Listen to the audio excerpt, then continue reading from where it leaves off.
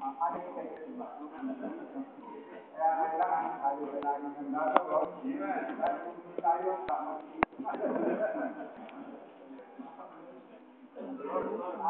Kanina na pag-iina ko, alam mo na kaya ako nag-iinang ganito talaga. Tapos ay iba ang nakawag. Kaya, ano, ilang wala, ito, bago ko, maganda ako muna ito. Kapag yung time, ay manamot ko sa akin ito. Kaya, for your life only.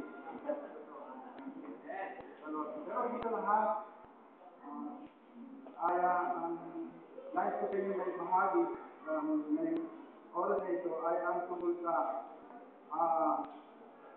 yung bang pagkaling at pagdating dumating ang Panginoon, ang Ama at lahat ang Panginoon at dumating ng time na umalis siya mula sa pananahanan na yun sa Panginoon ay umalis naman siya at kung ating dadalhin sapagat ang Panginoon Jesus ay tinatawag na second Adam, kung pupunta tayo dito doon sa third Adam, makikita natin na meron yung pagdating doon ng banal na Espiritu kay Adam at meron din pag-alis. Amen? At dito tayo mag-usap niya ng unyo, ang sabi ng prophet, ay pagdating sa Godhead, kailangan po tayo ay nagkakasya talaga. Maaaring magkaiba-iba tayo sa iba pang mga kapakagan o mga impormasyon, pero pagdating sa Godhead, naniniwala tayo na mayroon lang isang tunay na Diyos, isang tunay na Diyos, at ang kanyang isinubo na si Kristo Jesus, ang kanyang anak, at ito ang buhay na walang hanggan. Ang maglalakas, isang Diyos, ano yan eh, sama-sama tayo dyan, naniniwala ng isang Diyos. At pagdating sa anak, doon ang dumating tinatawag na controversy. Itong share ko sa inyo yung mga ko na hindi para magdagdag ng controversy pa sa controversy na kundi alayon ng puso mo ay baka makagdag liwanag isip dala ng controversy. Sapagkat hindi ko alam kung sabihin sa inyo. Ako ay nananaginis. Hindi ako mapanaginis tao. At naniniwala ako sa Scripture. Pero kung mapanaginis ay nakaplite sa Word of God, pwede paniwalaan. Ang dami kasi panaginis na kung malaman namin. Kung sobrang pagod o pag-aalala, mga problema. Pero yung panaginis din na galing sa Panginoon. Ang panaginis ko ay ganito. Sa isang lugar, ay mga taong nakutulong. Hindi multitude, hindi multitude ng tao. May ibang lugar. Pagkatapos, at nilala namin, tapos may bumabagsak na nag-aapoy ng bagay. At dalawa na lang natitira. Meron na unang nauhulog na ang nag-aapoy mula sa langit, at dalawa na natitira namin. Huli ako dumating ang nagpusyolo. Ano ba yan? Ayun na, hindi na sinasagot ko. Ayun na. Parang naguguyan yung nauhulog na ako, naguguyan. Parang magaan lang siya. Pagbuntag nila, yung nagkotse ko, timing. Naduntag nila parang na ako na sila ng mulat. Kaya yung paglunag ko, nasapul ko.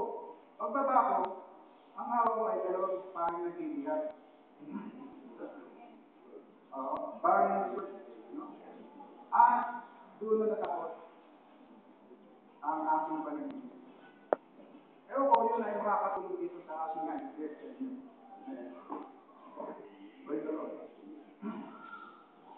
Sabi ng prophet, dito sa simulang magbigay ng background, para itutubiran natin ang mga bagay nito. Sabi niya, the greatest of all revelation is the deity of the Lord Jesus Christ, the supreme deity of Jesus Christ, utmost being none. You cannot get a Thursday until you believe that. The first thing you have known is the deity of Christ. Nung isang araw, nagulong ko na ako, sapagkat meron ako nakausap na dinami ito. Sila may bahagi ng tinatawag na prayer warrior. Prayer warrior. Ito yung prayer warrior natin yung warrior eh. Sila yung kumapasok sa mga lugar ng mga away, yung David. Pero ang mga Diyos sa isang tao na yung kalaliman sa taas, pinipilit natin samantalang yung may kalaliman din ng Diyos, at yung sa kalaliman ng Diyos, kung malalaman natin ang kalaliman ng Diyos, doon natin makikilala. Hawakan mo nga, Julie.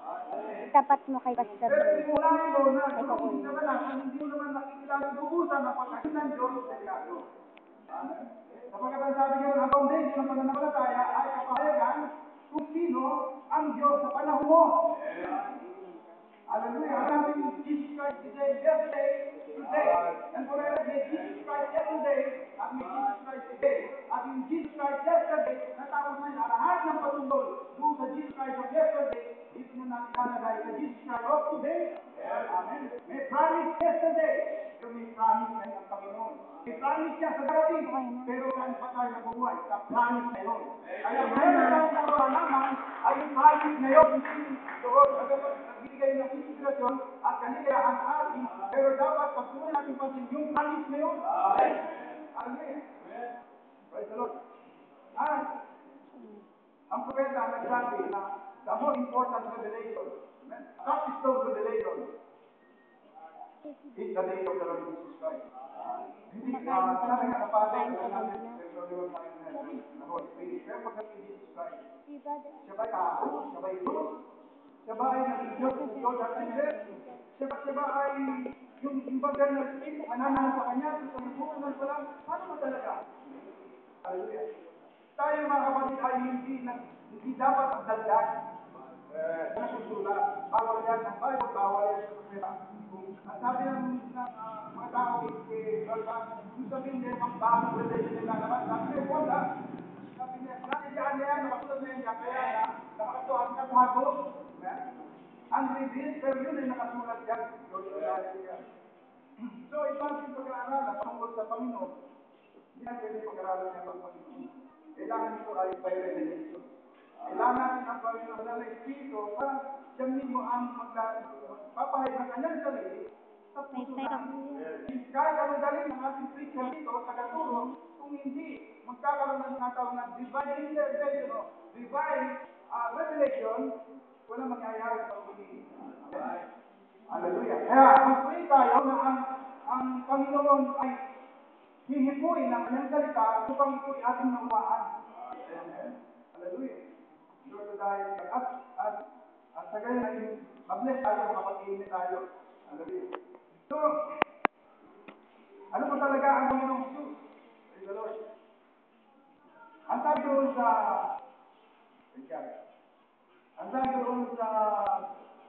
Genesis chapter 1. Kung basahin yung Genesis chapter 1, praise the Lord.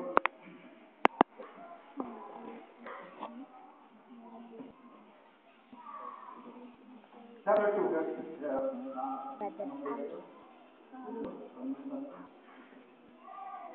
Genesis chapter 2, nakunta tayo tungkol sa 16.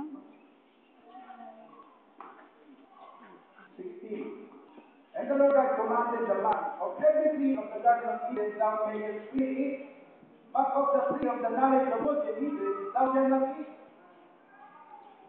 For in the day that thou eatest thereof, thou shalt surely die. Sapagkat sa oras na kainin mo yun, sa oras ninyo, ikaw ay sigurado mamamatay, tiyak na mamamatay. Thou shalt surely die. Ngunit ang tao, alam niyo, mabuti si Eva, ginawa ng Panginoon, hindi na eh. Pero kung automatic sinama si Adan, nakatama ni Adan, si Eva ang gagagat, ay marami namin kung katalo dalawa. Amen? Lord, dahil ka. Baka mas maaga nang natutunan si Adan. Kaya